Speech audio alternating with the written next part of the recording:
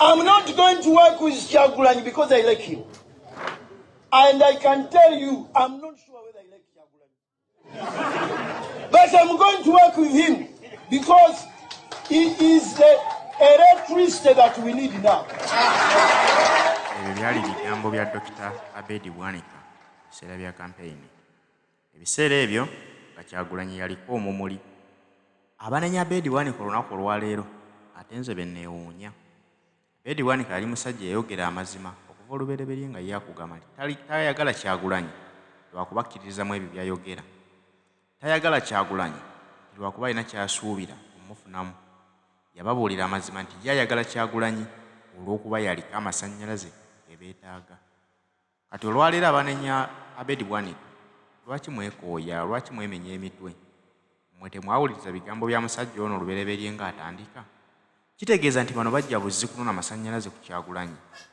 Baamala okugafuna ate kati lwaki batukooya nga tudda mu kkaayana nabo nti ate baawukanye ku Kyagulanyi?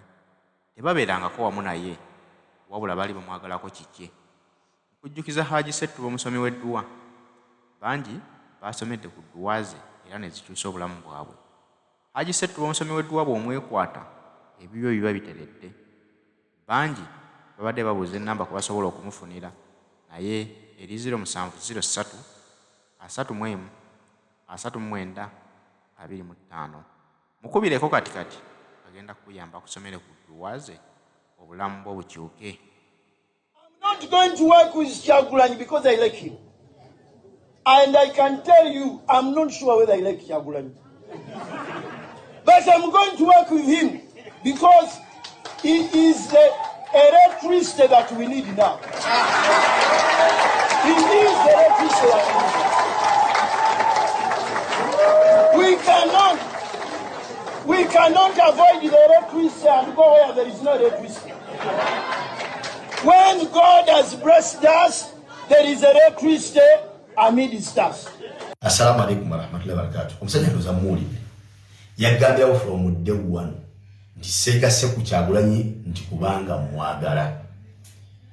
Era siyinza kulimba nti nnyinza okwagala Kyagulanyi. Wabula ensonga lwaki mwegaseeko yaliko amasannyalaze agasobola okututuusa wetulaga. Era amasannyalaze yagafuna ne gamutuusa waali olwaleero. Wakitegeera. Kitegeeza teyeegatta ku Kyagulanyi nti oba oli alijja nti Kyagulanyi ng'omuntu simwagala. Naye at least byayogera ne byayimirirako ebyo byensoba kimwegaseeko kuba mbyagala. Naye agambye nze mwegaseeko lwakuba yaliko amasannyalaze agasobola okuntuusa gye ndaga. Kategedde ako. Kati gwe wena yalaba vidiyo eyo oba gwe wena agenda okulaba vidiyo eno bw'onoddamu ne weewuunya ng'owulidde ebigambo Bwanika byayogera ku Kyagulanyi then ojja kuba gw'atategeera. Olw'ensonga kati ate omuntu gw'atayagala obadde oyagala amwogereko ki? Gw'obadde osuubira Nubian nti ajja okujja agenda ku CBS ayogere ebyo Bwanika byayogera ku Kyagulanyi. Kitegeeza nti Bwanika ye mutuufu okwogera ebyo ebyekisiru byayogera ku Kyagulanyi kubanga gw'abyogerako takola ki? Tamwagala. Yakigambirawo ku ntandikwa. Naye erabidde nti amasannyalaze ge yafuna gali mu extension. Extension eyo erina socket gy'ejja amasannyalaze geereeta wano Bwanika okugafuna. Oba kitegedde kyakyerabidde nti atudde ku extension bw'aswitchinga off. Sorry, atudde ku socket bw'aswitchinga off amasannyalaze ne extension ezikira. Ekyo kyerabidde. Kati njagala mbagambe kino. Abantu b'e Kabonera, Kimaanya Kabonera. Mwalonda Abed Bwanika. Gwe mwali mwazira edda. Naye ne mujja mulonda olw'okuba yafuna amasannyalaze okuva ewaani ewa Kyagulanyi. Oyo gw'abagambye nti tamwagala. Mukimanye nti bw'aba tayagala Kyagulanyi, nammwe mwenna abaagala Kyagulanyi, Bwanika tabaagala. Kubanga the friend of your enemy is your enemy. Tusobola kuga nti toyagala Kyagulanyi.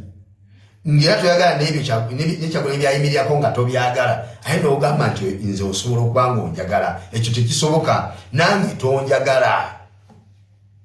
Kati n'olwekyo temuddamu ne mukola ensobi.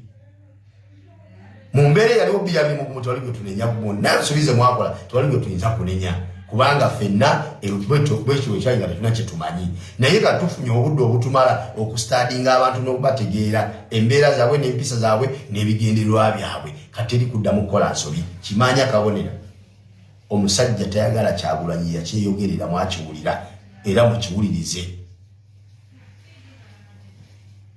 mukategedde abo yesu akyolaba nti Kyagulanyi afaayo okulaba nti atereeza abakulembeze ba NUP mu layini baleme kukozesa offices zaabwe kuzimenyeramu mateeka baleme kukozesa offices zaabwe kuliiramu kuzina kubbiramu sereza mu wa musolo ekyo Bwanika takyagalira ddala kyamusudde eddalu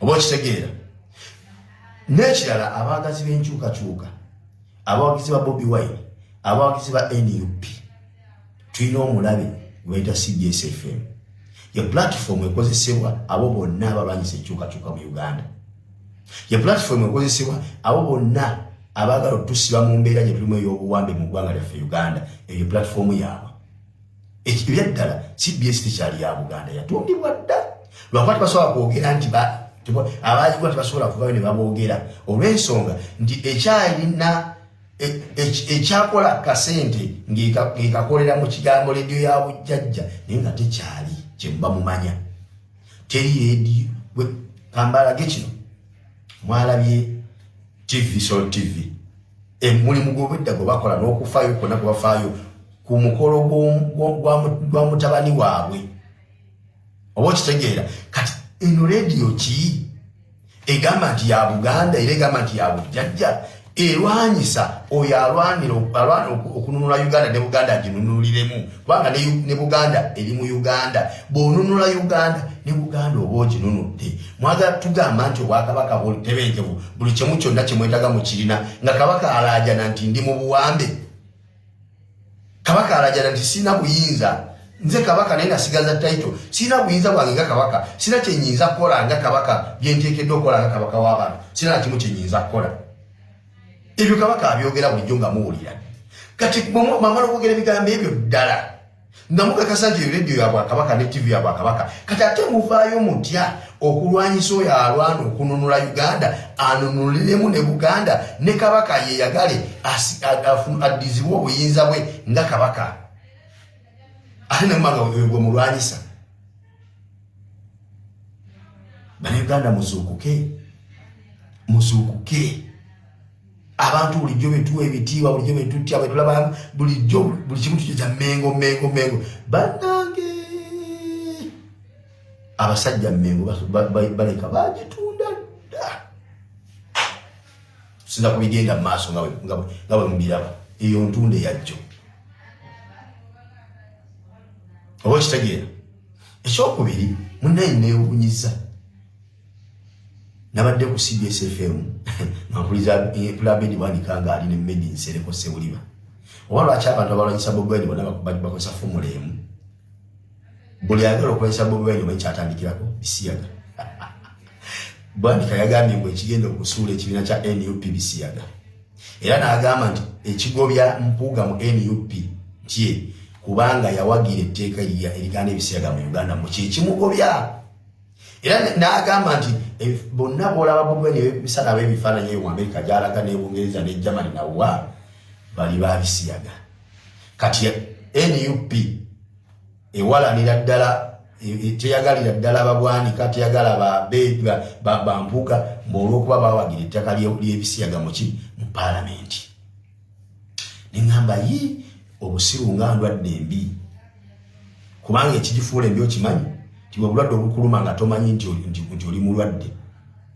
omusiru tamanya nti musiru wategeera nti musiru wafunira amagezi wonna omusiru wategeera nti bannange nno ndi musiru olwo lwaba afunye amagezi bw'atafuna mukisa gutegeera nti musiru agenda kufa n'obusiru bwe bayibuli egamba nti omusirusiru omukwala n'omuteeka mu kinu n'eŋŋano n'obasekula eŋŋano evaamu efuuse buwunga naye omusirusiru avaamu n'obusirusiru bwe ye Abed Bwanika kuba olabye bazze balwanyisa Bobi Wine nga bakozesa ekigambo ky'Ebisiyaga ani yamuwangula oba ani yamusuula omusajja atambula ne mukazi we buli walaga si mukazi yekana abaana be gwe n'obo tetumanyi nabafaanana tulaba mbona mukazi tetumanyi oba olina omukazi oba tolina oyogere ku oli omufumba ensi yonna bwemanyi owaayi olekawo otya abasajja ba Andrew Mwenda aba NRM Andrew Mwenda omwegezi wa kampuni beta Pilao eyade launching Masaka nono musajja wa NRM oba minister oba member wa parliament abavaayo misana tuko ne bawabira government ne bagigulako omusango ogw'okugaana abaliwo ebisiyaga mu Uganda. Akugambye abanenya Abed Bwanika atenze bennenya. Abed Bwanika musajja akiragala watu nti yetayagala Bobi Wine. Kyagulanyi Robert Sentamu bayagala omukuba ekigwo nga balowooza nti lwokuba bo bakadde emyaka Robert Kyagulanyi Sentamu muvubuka muto naye nga tebalaba nti amagezi gamwesera kati bagezaako okumukuba ku ttaka bajja mu ngeri ya kumukyayisa abantu. Omuzannyo gwe yazzeemu gwa kumusiigako nti bali babisiyaga. Ekyo bannayuganda bakyasobola okukyewuunya ng'omuntu akyogedde ate nange benneewuunya nti eyo baagiteekawo kugizannyiramu nti mukyawe Robert Kyagulanyi Sentamu naye ate nga bagezezaako kikozesa bameka abasobodde omumeggamu ekyo.